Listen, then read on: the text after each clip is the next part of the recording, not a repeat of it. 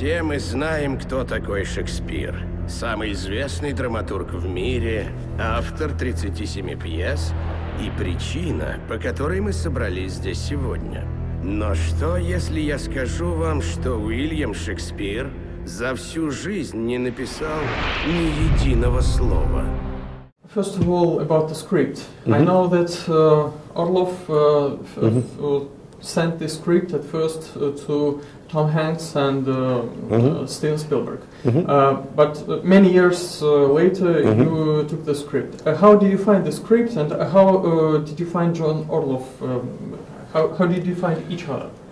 We found each other through our agency. I was like looking for a young writer to help me with Day After Tomorrow. And my agency like kind of sent John Orlov to me. And I chatted with him.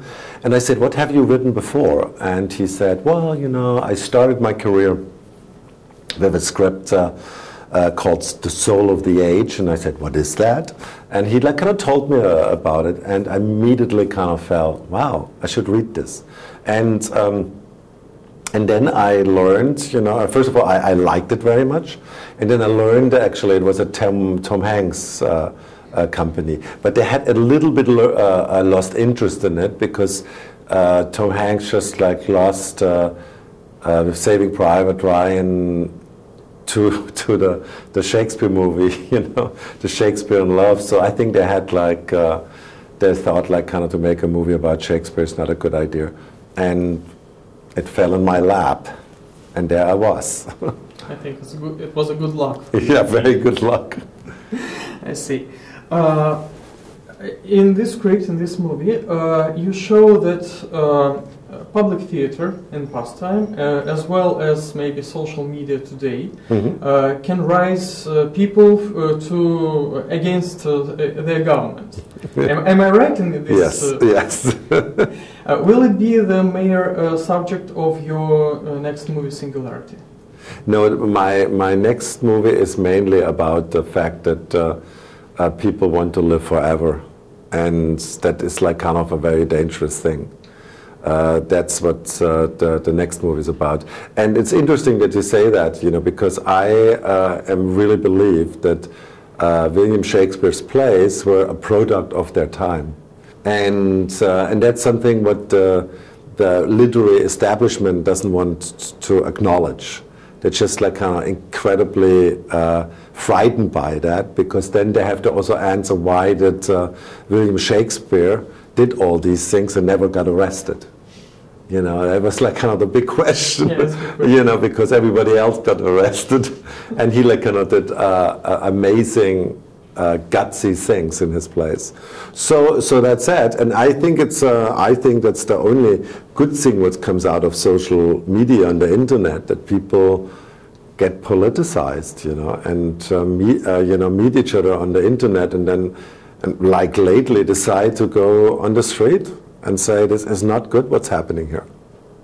Well, you on the press conference you used to told us that you're gonna make next movie after Singularity about Tutankhamun. Am I right? That's one of my projects. That's one of my projects. And another one, I heard it would be Isaac Asimov's movie. Yeah, Foundation. Foundation. Not a project. What about this? Huh? It's all projects of mine, and you never know what is the next one after Singularity.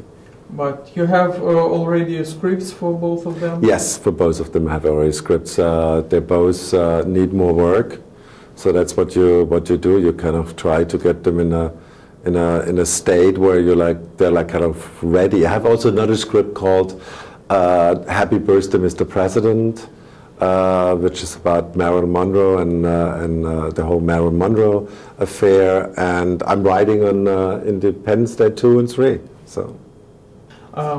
Tutankhamun is a really interesting story, because he was young when he died, and nobody knows who was his mother. Yeah. Will it be the same story as we have now in Anonymous, when you will try to find who really was his mother? Or no, yeah, exactly. It's a movie about, you know, where two people meet as kids and get married as kids. And when they like grow, becoming teenagers, and like young adults, they all of a sudden have to, you know, learn, you know, how to deal with the facts, you know, that they actually marionettes of other people, and then they want to, because they fall in love with each other, they cut these strings and rule the country themselves, which then ends tragically because he gets killed because of that. Coming back to Anonymous, the question from one of our readers,